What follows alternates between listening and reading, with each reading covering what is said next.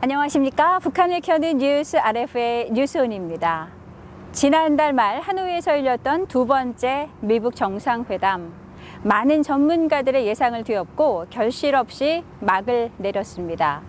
북한은 이번 두 번째 정상회담을 통해 그동안 북한 경제 발전에 발목을 잡고 있는 대북 제재를 풀어보려고 했지만 결과는 좋지 못했습니다.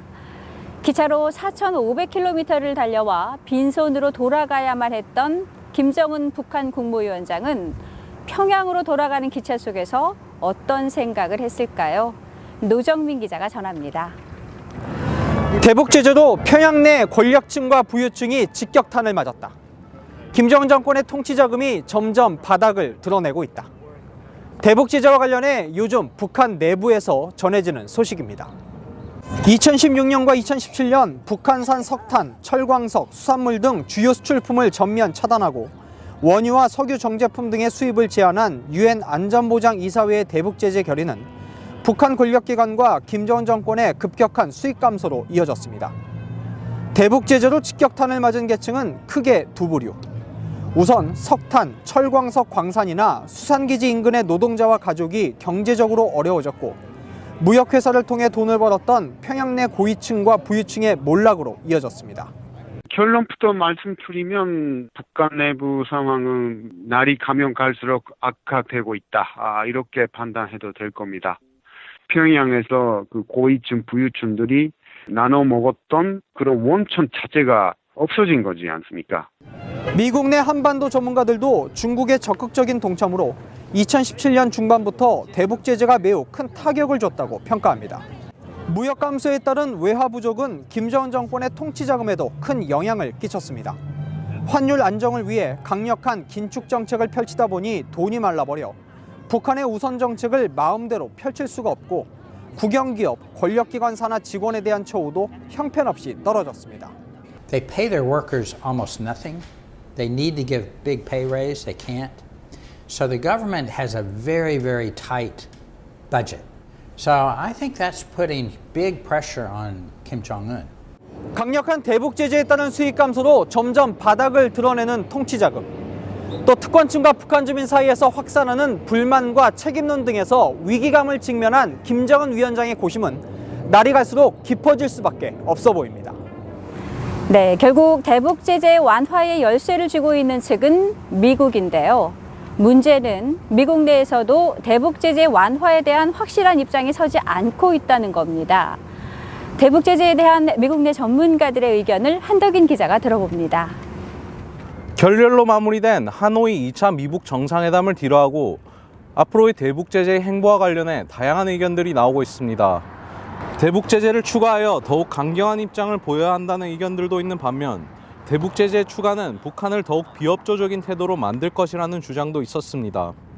미국 연방의회 대표적 대북 강경파로 꼽히는 코리 가드너 상원 외교위 동아태소위원장은 북한의 완전한 비핵화 이후 제재 완화를 제공하는 미국의 일괄 타결식 비핵화 접근법이 충분히 합리적이라며 이 점은 미국 법률에 규정된 사안이라고 자유아시아 방송에 밝혔습니다. U.S. law, international law requires the complete, verifiable, irreversible denuclearization and nothing short. I think that is perfectly reasonable, and we'll continue to insist on the fulfillment of U.S. and international law. 이와 관련해 미국 싱크탱크 스팀슨 센터의 제니타운 연구원은 추가적 대북 제재를 미국이 일방적으로 추진한다면 북한을 더욱 비협조적인 태도로 만들 가능성이 있다고 예상했습니다. 그는 또 북한이 협조자를 구해 제재 회피를 추진하는데 매우 능숙하다고 덧붙였습니다. 한편 대북 제재 강화보다는 기존 제재의 집행을 확실히 하는 것이 우선이라는 의견도 있었는데요. 미국 상원 외교위원회 소속의 벤 카딘 의원은 최근 RFA 자유아시아 방송에 지금은 대북 제재 강화를 논의하기보다 기존 대북 제재의 온전한 준수가 더 중요한 사안이라며 한반도 주변국들의 대북 제재 이행을 촉구했습니다. I think more important than the United States imposing more sanctions on North Korea is to make sure that the sanction regime is in fact being honored by the countries, particularly those in the region.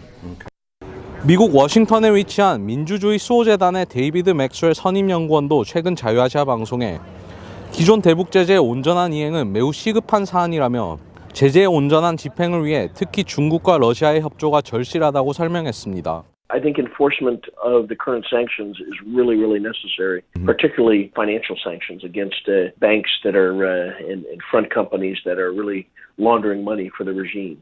한편 지난 회기까지 미국 하원 외교위원회에서 전문위원으로 대북제재 법안 작성을 주도한 매튜 츠바이크 민주주의 수호재단 선임연구원은 대북제재가 구조적 측면에서 매우 심도 있는 폭과 범위를 갖춘 가장 중요한 제재 중 하나라고 설명했습니다. What was asked for at Hanoi was something that was fairly substantial. And the fact that they focused in on the sanctions specifically as their ask, whether it was realistic or not, is an indicator that they are beginning to feel pressure. 하지만 츠바이크 연구원은 대북 제재는 비교적 새로운 사안이며 실질적인 효력을 목격하기 위해서는 조금 더 지켜볼 필요가 있다고 덧붙였습니다. 북한을 전향적인 방향으로 이끌기 위해 미국이 선택한 대표적인 도구인 대북 제재가 협상에서 독이 될지 약이 될지 앞으로의 전개를 지켜봐야 할 것 같습니다.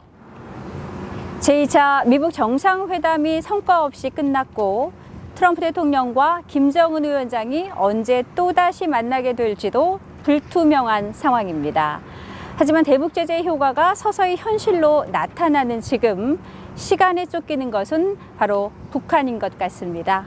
북한을 켜는 뉴스 RFA 뉴스온입니다.